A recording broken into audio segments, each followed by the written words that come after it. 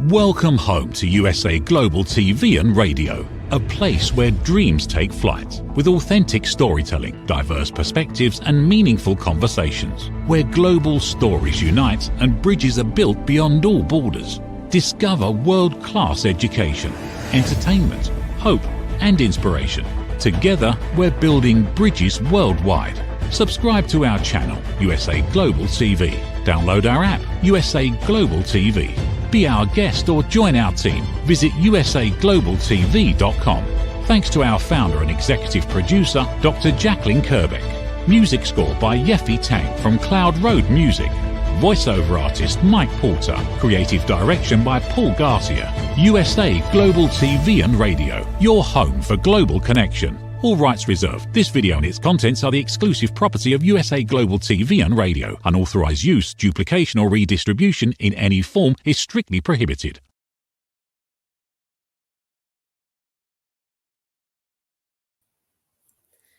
Hello and welcome to USA Global TV and Radio, where we provide world-class education, entertainment, hope and inspiration.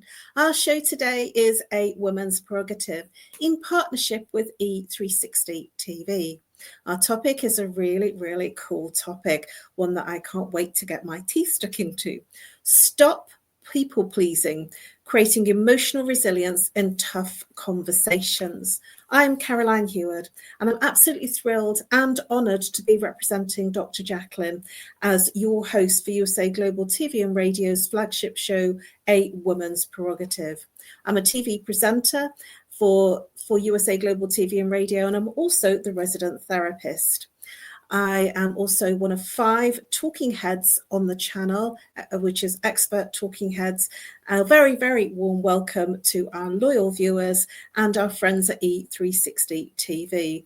And also a warm hello to our usual friends at our normal channels on social media, YouTube, Facebook, LinkedIn, and X. I am always delighted to share this platform with our wonderful panelist, full-time panelist, Reverend Lydia Fujiri. She comes all the way from Canada. She is a TV presenter and has her own show that she hosts twice a month in French. She is an author of bilingual self-help books. She's also a registered nurse. She's a holistic nurse. She's an intuitive and spiritual healer. She invented something called Miracle Mist, which is patent pending, and I'm sure that she'll share a little bit more about that. She is also an advocate for free rights. I warmly welcome our full-time panelist, Reverend Lydia, all the way from Canada. Hello. Nice to be here. Always an absolute pleasure. We have a nice juicy topic today. Yes, we do. Really. Please, Reverend Lydia, share a little bit about what you do, and please do mention about your 2 myths that you do, because they're quite unique and I think our audience will be interested.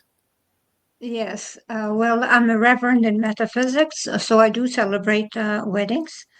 I also am an author, self-help books that are called 111 Reflections for Thy Earth Odyssey. I do programs from those books to help you. So I am a spiritual teacher. I help you in your personal transformation, introspection, mindfulness, and compassionate self-discovery. I invite my readers to engage in life through curiosity, clarity, and sense of sacred connection. I am the inventor of the Miracle Mist, which is a mist that elevates your vibrations. So if you want to carry a ritual, if you want to cleanse your house from spirits, if you think you have ghosts in your house, so I suggest that you actually have some Miracle Mist in your house, because it elevates the vibrations and chases the ghost, actually. I am also a program ambassador for USA Global TV and Radio. So if you want to have your show on USA Global TV and Radio, either in English, in French, or whatever language you want to have. You can communicate with me. You can communicate with me. You can communicate with me, and I will be very, very happy actually to direct you to Dr. Jacqueline Kerbeck.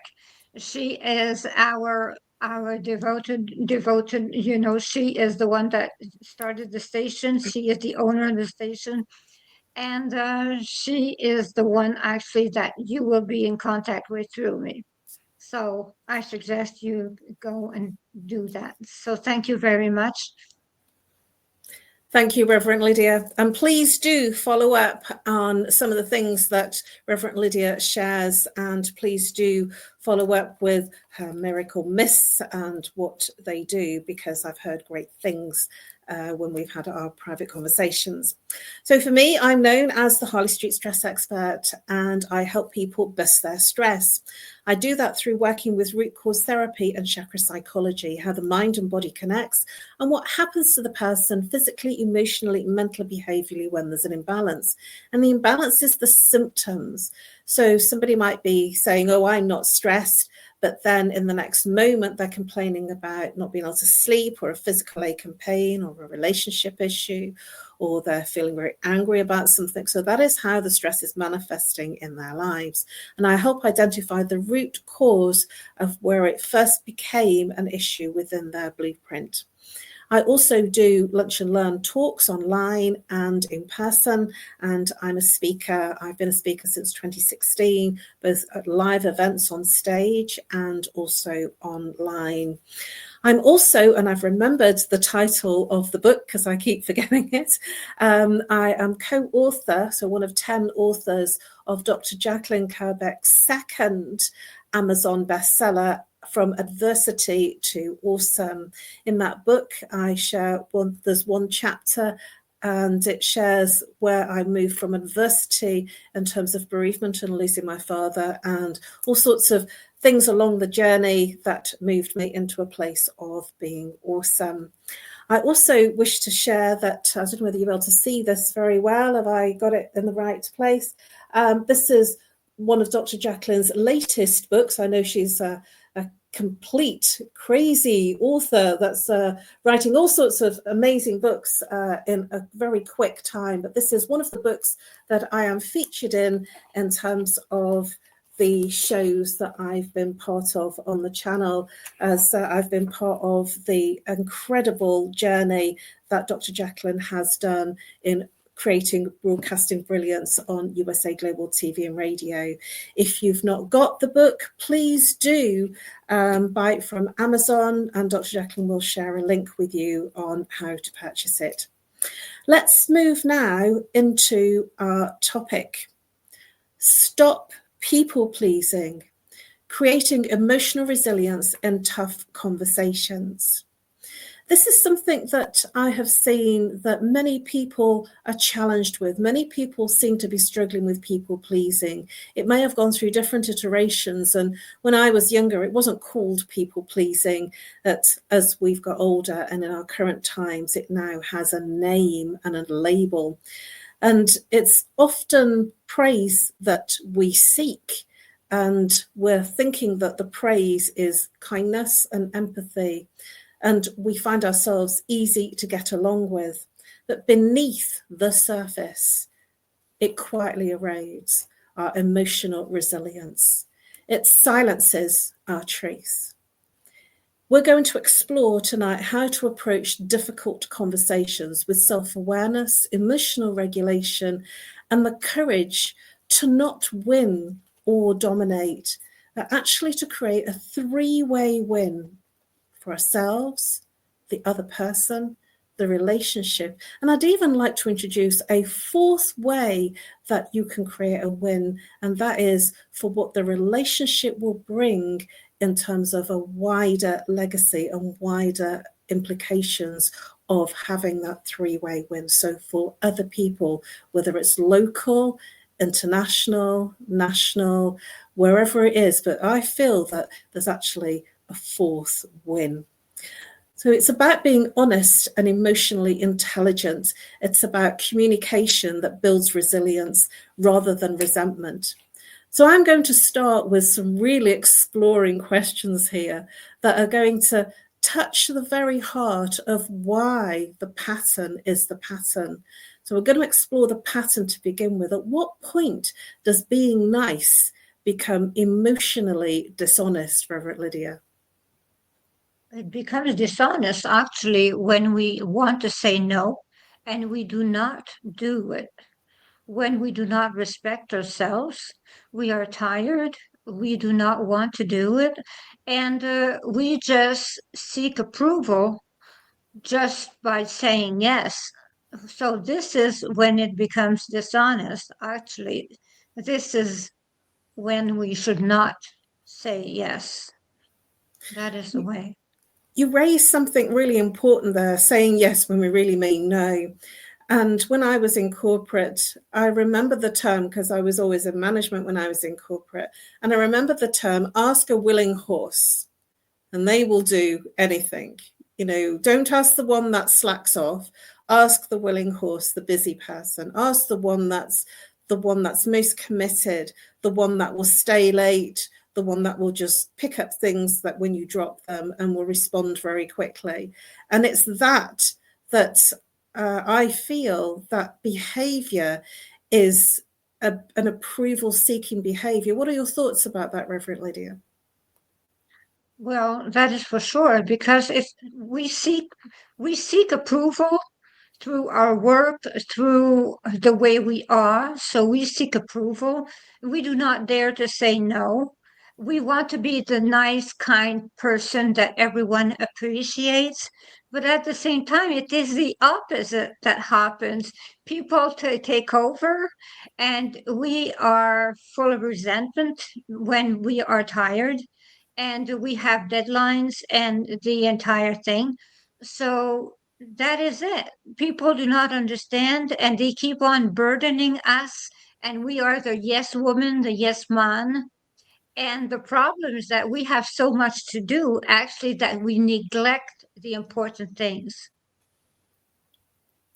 Reverend Lydia, you mentioned something that's very fundamental here, a feeling of resentment. I have been in that situation myself, whether I've said, and I've been the yes woman. I've said, yes, I'll do that. Yes, I will. And it's to please. And it's also, as well, I feel that it's about being asked, that I was important enough for them to ask me, so I'm not going to say no. And so the resentment in doing it, and then actually the praise that I'm getting for doing it. And this will be the same for many people that are people pleasers. I'm much better now than I ever used to be. But that resentment after doing it is because there's very little room for yourself because you've been everything to everyone else. What are your thoughts about that, Reverend Lydia? Well, my thoughts are like exactly, it is exactly that, like that. When I want to teach someone to stop saying yes all the time, what I do is that I take an imaginary pie and I show them how much space in the pie they have left for them. So I separate the pie in the time they give to themselves and so on and so forth. So they see how little time they give to themselves and how little space they give to themselves. That's a great analogy, the pie. I love that. The fact that, you know, there's a pie and there's only so much. I wish somebody had presented that to me many years ago. But that's a great analogy to use, how much is left for you.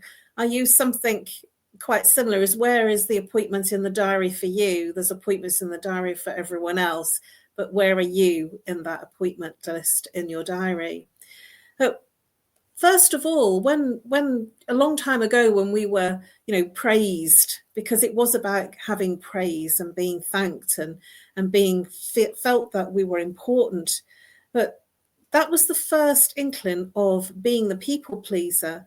But then it was learnt at that point that it was a good thing to be asked to please. What are your thoughts about that in terms of where it was previously many decades ago and where it is now? Well, the thing is that it depends where we are in the family. If we are the eldest, usually we are the family pleaser. We are the one that actually has to do everything. We have to think about everything. We have to do the chores. We have to do everything. We have to think for our brothers and sisters. So it depends. The family pleaser, the yes woman, yes man is actually usually the eldest one because they have more responsibilities. So it follows them in life. So it depends where you are in the family, usually. That is the way it is. It is explained in psychiatry. Where you are born, your family explains how you are. Thank you, Reverend Lydia. Some wise shares there, and also insightful in terms of the fact that you bring up our social conditioning from childhood. I'm the eldest, one of four children, and very much it was that I was the sensible one, I was the eldest. But sometimes it can be the youngest one, depending on where the family is in the hierarchy and what different children have decided to do. But I also wonder whether it's a fear of rejection as well, in terms of saying yes, because if you say no, that it might create a conflict situation. Do you have any thoughts about that, Reverend Lydia? Well, saying no, actually, sometimes you say yes because you want to avoid conflict at any cost. If you're in a dysfunctional family, and I'm not talking about your family at all, Caroline. So when someone is from a dysfunctional family, they will tend to say yes a lot more because they do not want any drama. So they will say yes and they will do it, and that is the end of the story because they want to avoid any kind of drama whatsoever. So people that are pleasers actually are people that want peace. Wise insights, Reverend Lydia, really wise insights, because as you were sharing that, I thought about the peacemaker, and we did do a show on A Woman's Prerogative about the peacemaker. And this is very much in alignment with what the peacemaker does, that they become the people pleaser because they want to avoid conflict, and they seem to have this helicopter view of everything that's going on and want to just make sure that everybody's okay. So some very wise and useful insights there. Thank you. I'm sure that our audience will be very delighted with that insight, because that will also move them to that other show that we did that was about the peacemaker of a family. So where is the line between empathy and emotional self-sacrifice? Do you have any thoughts on that? Just literally before we go to our commercial break. Well, the line is say no. Say no. That is the line. It's interesting, isn't it? It can be that quick, and yet we don't consider it. It really can be that quick to say no, and yet there's all sorts of other things going on that move us into saying yes instead of saying no.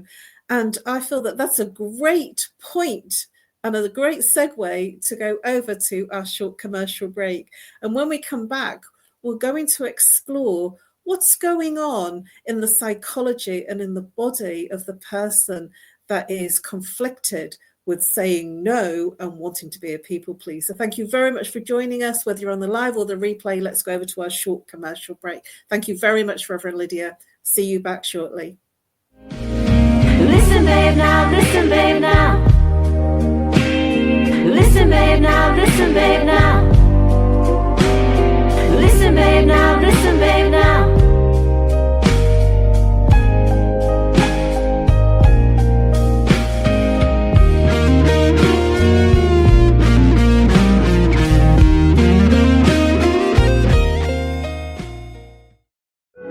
In a noisy world, true connection begins with listening. Elevated listening transforms every conversation in just 5 simple steps. Pause and breathe. Set your intention. Listen with curiosity. Reflect back. Agree on one next step. Join the listening mentor on Let's Finally Talk, with Dr. Jacqueline Kerbeck, the listening mentor, where we help you find inner peace, one conversation at a time. Streaming every day. Let's Finally Talk TV show with Dr. Jacqueline Kerbeck, only here on USA, Global TV and Radio. Subscribe to our YouTube channels to watch and engage with all our content.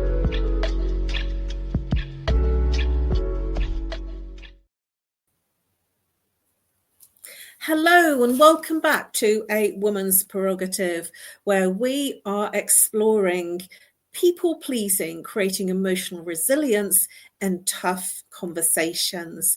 I am joined with our full-time panelist, Reverend Lydia, all the way from Canada. Please do welcome Reverend Lydia. If you're here on the live or the replay and you've missed the first part, please do go back to the first part, because we've had some interesting conversation about what a people pleaser and why the psychology of a people pleaser and what they're really going through while they are pleasing. So let's warmly welcome back our full-time panelist, Reverend Lydia Fogiris. Hello. And welcome back. Hello. So we left the conversation with me saying that we're going to now explore the emotional toll. What does the emotional toll in terms of chronic people pleasing over time, how does it affect us? And you mentioned about resentment. This is something that will have a very serious effect in terms of how we're feeling, and we're hiding that. But what about other things that will happen in terms of the toll on the body as well as the emotions? It can go as far as depression. It can go as far as serious nervous breakdowns, actually, because a person can take so much, the body can take so much, the mental can take so much. So the people actually feel stuck in their duties that they took, and they feel guilty, actually, that they cannot act. They are so burdened that they feel guilty that they cannot do everything. So with that guilt, actually what happens is they go in depression, and it takes them weeks to get over it. And the problem is that people do not understand. They say, what's going on with that person? So we only ask this little thing, but we are talking about 70 people ask this little thing. So they do not think that it is that way. They do not think that person has so many obligations. But as I always say, no is a complete sentence. Thank you, Reverend Lydia. Some extremely good, insightful sharing there. Thank you. For the ones that are people pleasers that are viewing this show and wondering what to do and feeling burdened under the weight of saying yes, because you're unsure of how to say no, you will be surprised if you do say no, how much more respectful conversation you might have in the future. And you're actually saying no to the other person, that you're saying yes to yourself. And that's what I like to consider, that in saying no, you're giving yourself an opportunity to say yes to something that's right for you. And I also feel that there will be a loss of self-trust in this people-pleasing behavior, and it will have a quiet disconnection in relationships, because, as you mentioned, Reverend Lydia, that the toll it takes on you, that other people won't notice how it's affecting you until it's too late. So I'd like to think about a reframe, really, so that people aren't feeling so down in the doldrums, especially at our time, our festive season right now. And that as behavior isn't free, it has a hidden emotional cost. And so the saying no is a complete sentence. I love that, Reverend Lydia. I really do love that. Is that behavior has a cost. And so it's okay to say no and be considering of yourself. Now I'm going to turn my attention to looking at the emotional resilience of the body and how it can affect the body in terms of the nervous system. You mentioned about anxiety, about depression, the anxiety that it can build in terms of a person feeling that they can't complete everything, which will bring in the fight flight. Do you have any thoughts to share in terms of clients that you've helped that have been suffering in this way? Well, some go so far that they have panic attacks. When they are asked to do something, they have panic attacks because they are so scared of saying no that instead they will have a panic attack. And they need medical help. Actually, at that point, they need mental help because they have taken so much. The toll is so high on their body, on their mental, that actually they need help at that time. It is very, very difficult for a person that actually has been raised to always say yes. When they start saying no, people do not understand around them and say, "Oh, what is it? You have changed so much." So the fact is that they are starting to respect themselves, and people do not always like that. So it makes them go as far as panic attacks to respect themselves. You raise a good point, Reverend Lydia, self-respect. Because if there's no self-respect, then how can others respect you? If you have no consideration for yourself, then whatever you're feeling about yourself or experiencing, you're giving away your power, because if you're not respecting yourself, then how on earth would you expect someone else to be respectful of you and your boundaries? And this is, very nicely bringing us into what is the internal story that we need to rewrite. Reverend Lydia, you've brought up about the fact that this comes from the family, from tradition, from the culture of our raising, of our being brought up. And actually it's more inbuilt because of that cultural upbringing. And so it is important to have ways and strategies and ways that you can almost pause, step back and consider saying no. But what else would you suggest that you could do in terms of just jumping in and saying, yes, I'll do that. Because remember, when you're saying yes, you're saying no to yourself. So do you have any other thoughts? One of the thoughts that I've had is to pause and take a breath before you jump in and quickly say yes, to take a breath and pause. Well, I have some way that I would say we can say to the person, "I really appreciate the request. You thought about me. It's so kind of you, but my plate is quite full right now. So I have to deny." And we are polite, and they become understanding. And that is saying no, but in a very polite way. So they understand we are too busy. That is all. That's a great set of words. Say that again, Reverend Lydia. I have enough on my plate with it. What did you exactly say? I appreciate your request. I appreciate that you asked me. I feel gratitude that you thought about me, but at the same time, my plate is full for the moment, so I have to deny your request. But thank you for thinking about me. So thank you, Reverend that Lydia. is the way. People pleasers, please do take note of this brilliant strategy. My plate is full right now. I love it. And that's a really nice way to say yes and say no and decline in a graceful way. It's not saying no, I'm not going to do it because I don't like you. You're saying right at the moment there isn't any room on my plate. I love it. And to go into a place of grounding, really go into your body rather than it being in your head, going into your body, maybe doing some exercise, or for me it'd be dancing, doing something that grounds you so you get out of your head, so that you become very present to the situation and what is real in terms of what you can and can't do, because sometimes that ask might be a small ask. So honesty, it can risk rejection or conflict. What are your thoughts about that for the people that they're really avoiding conflict because they don't want the uprising of a confrontational situation? So that's why they say yes.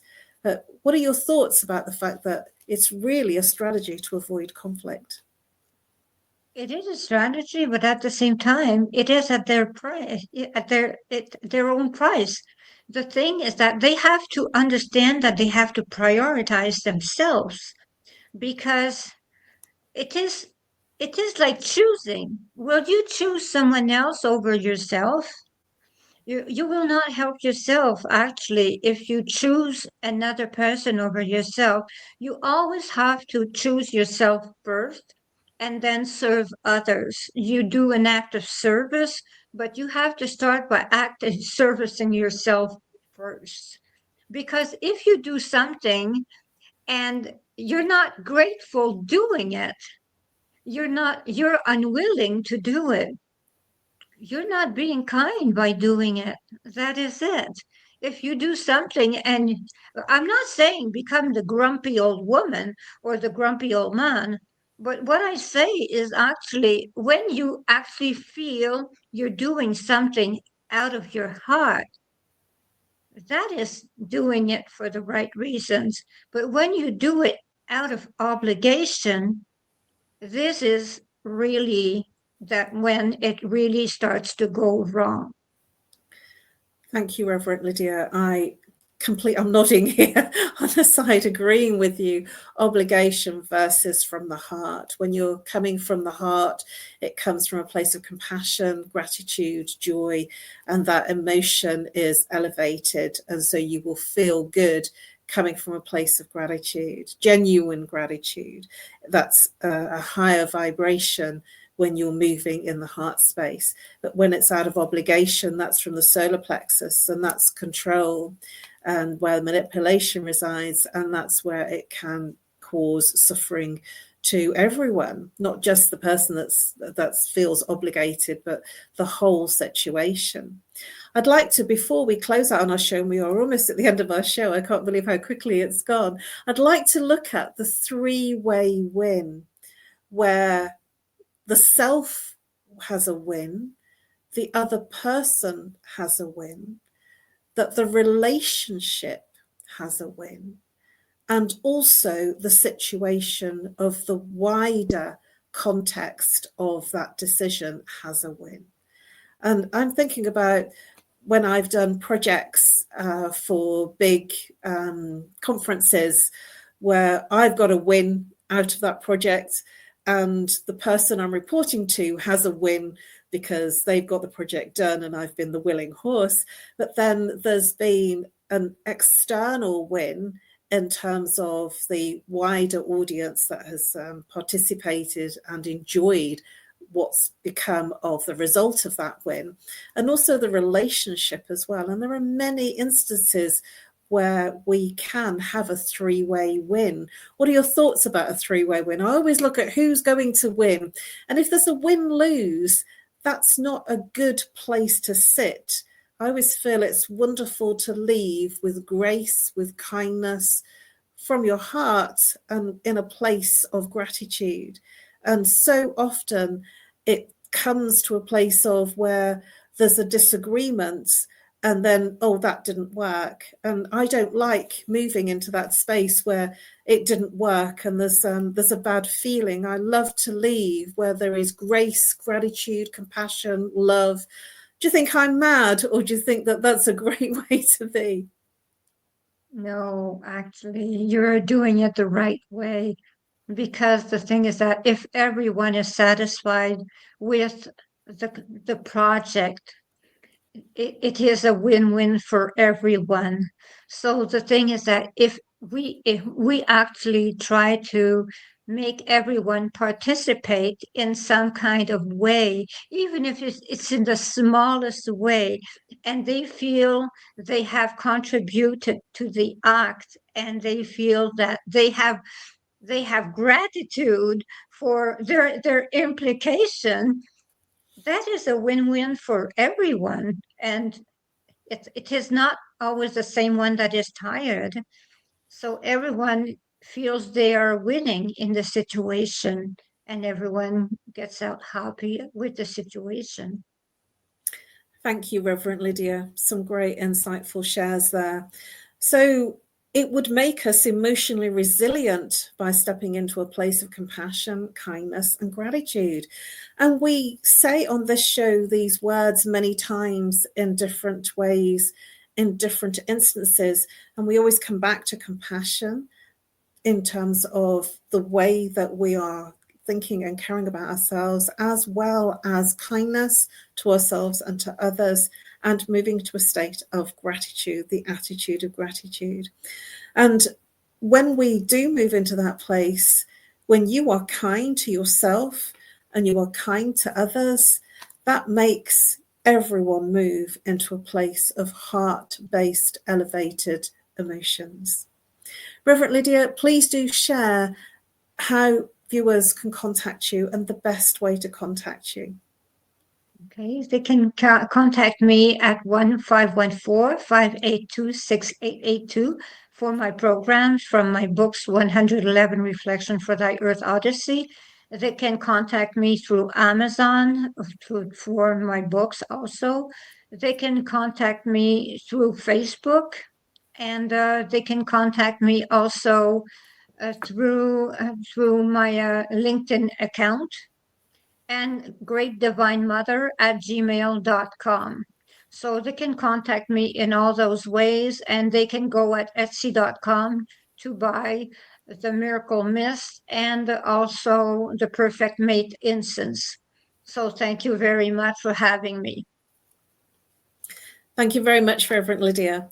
Always an absolute pleasure to share this stage, this platform with you. We always have some extremely insightful conversations. It's always an absolute pleasure because I think we both think fairly similar. Anyway, Yes, we do. For me, you can contact me on email, nomorestress@live.co.uk, or call if you're international, +44. If you're local, 07523 120 189. You can also follow and connect with me on LinkedIn and Facebook. Those are my two preferred forms of connection. And you can also find all of my details on the YouTube shows. So if you look at the description, my details and Reverend Lydia's details are in the show description. So to conclude, we've been exploring stop people pleasing, creating emotional resilience in tough conversations. Emotional resilience isn't about avoiding, and it isn't about avoiding the discomfort or conflict. It's learning how to stay present inside when we stop people pleasing. We become more honest, emotionally available in our difficult conversations. When they're handled with self-reflection, compassion, we will reveal relationships built on trust rather than built on fear. A three-way win. We will grow in wisdom. Emotional resilience isn't about being liked. It's about being aligned with your true authenticity. You can be kind, honest, and emotionally resilient without sacrificing yourself. Thank you very much for joining us. It's been our absolute pleasure. Reverend Lydia and myself really do warmly thank you for listening in at this show, whether you're on the live or the replay. Stop people pleasing, creating emotional resilience in tough conversations. Thank you very much for joining us, and we look forward to seeing you next week at the same time, which is 2 p.m. Eastern Time and 7 p.m. Greenwich Mean Time. And now over to our sponsors. Before we do that, I want to give a very big thank you for Reverend Lydia for being absolutely her wonderful, amazing, insightful self, and to Dr. Jacqueline for the wonderful whizzy effects behind the scenes. And remember to pick up your book, Broadcasting Brilliance, which gives you the details the structure and what Dr. Jacqueline did to create this amazing channel. Thank you very much for joining us. Have a wonderful festive week. Thank you very much, Reverend Lydia, and we look forward to seeing you next week. Bye-bye for now, and over to our sponsors. USA Global TV and Radio proudly presents Tracy Cram Perkins, a dementia caregiving survivor teaching how to balance care with peace of mind. #1 resource for dementia caregivers. It's the book Dementia Home Care: How to Prepare Before, During, and After. Over 17,000 copies sold of this must-have guide. And now a testimonial from Tracy Smith. If I was to describe this book to someone who is going through a similar situation, I would underscore how important it is to have some sort of a tool or a guidebook to help you through certain stages. And there's so many, it's such an unknown topic to the average person. And to have this as a reference is essential. It's going to help you get through it personally, as well as help your loved one manage. To learn more, go to TracyCramPerkins.com. Tracy Cram Perkins is an award-winning author. She's also the host of Dementia Home Care television show. Watch it here on USA Global TV and Radio. Thank you, viewers and listeners of USA Global TV and Radio, for joining us today. We're honoured to have your time and attention as part of our global community. At USA Global TV and Radio, we believe in the power of authentic conversations, meaningful connections, and creating a world of possibilities together. Want to be part of something bigger? Join our team of elevated listeners at usaglobaltv.com, a space where your voice matters and your ability to listen transforms relationships. Stay connected with us across all our platforms for thought-provoking discussions, expert insights, and empowering stories. Subscribe to our channels at youtube.com/c/USA Global TV. Follow us on social media and explore the endless opportunities we're creating for growth, learning, and inspiration. Together, we're not just broadcasting, we're building bridges and changing lives one conversation at a time. For inquiries, contact us at info@usaglobaltv.com. Music by Johnny Dies. Produced by Executive Producer and Director Dr. Jacqueline Kerbeck. Voiceover by Mike Porter. Creative Direction by Paul Garcia. All rights reserved. Copyright 2025. Visit usaglobaltv.com to view our full terms and conditions.